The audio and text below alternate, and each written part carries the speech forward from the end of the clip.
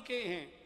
आप सब गृहस्थ बैठे मेरे पास, घर में बच्चा पैदा हो चुका है, दादी उसे किसी और नाम से बोलती है, बाबा किसी और नाम से बोलते हैं, माँ उस बच्चे को किसी और नाम से बोलती है, पिताजी कोई और नाम लेकर बोलते हैं, दोस्त कोई और नाम लेते हैं, और स्कूल में कोई और नाम लिखा हुआ है, लड़का एक ही है, कई नाम उसके हैं, सभी नाम उसके हैं, सभी नाम उसके हैं। हर नदी सागर में जाती है।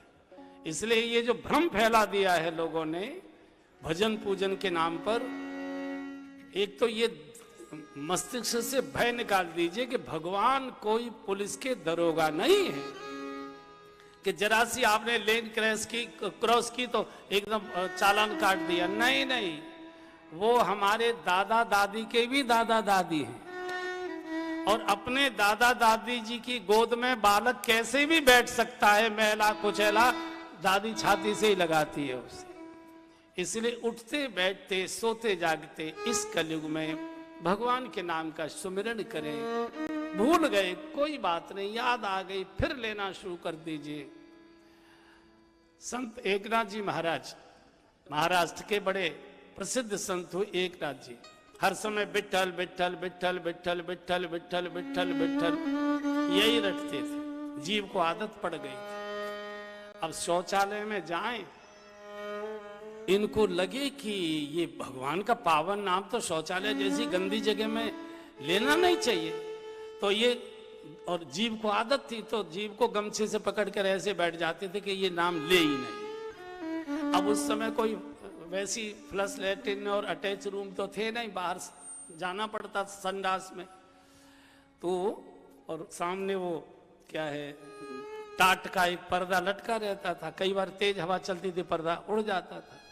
तो इनकी जो सेवा में सेवक था उसने देख लिया, एक बार हवा के झोंके से गुरुजी दिखाई दे गए शौचालय में बैठे, तो देखा गुरुजी गमछे से जीभ पकड़े ऐसे बैठे हुए और शौच कर रहे हैं। शौच के बाद जब स्वामी जी आए, एकनाथ जी आए और ये हाथ धुलाने के लिए आया, तो कहा गुरुजी नाराज हो तो एक बात पूछ लूं। बोले पूछो।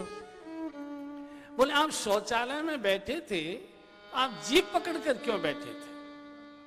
तो एकनाथ जी ने कहा भैया तुझे मालूम है हर समय मुझे विठल विठल विठल विठल रटने की आदत है, और भगवान का ये पवित्र नाम शौचालय जैसी गंदी जगह में तो नहीं लेना चाहिए, और ये मानती नहीं है, इसको अभ्यास है, तो मैं गमछे से इसको पकड़कर बैठ जाता हूँ कि अब न ले, कम से कम शौचालय में तो नहीं। इसने कहा गुरुजी एक बात और पूछ लूं? बोले बोलो।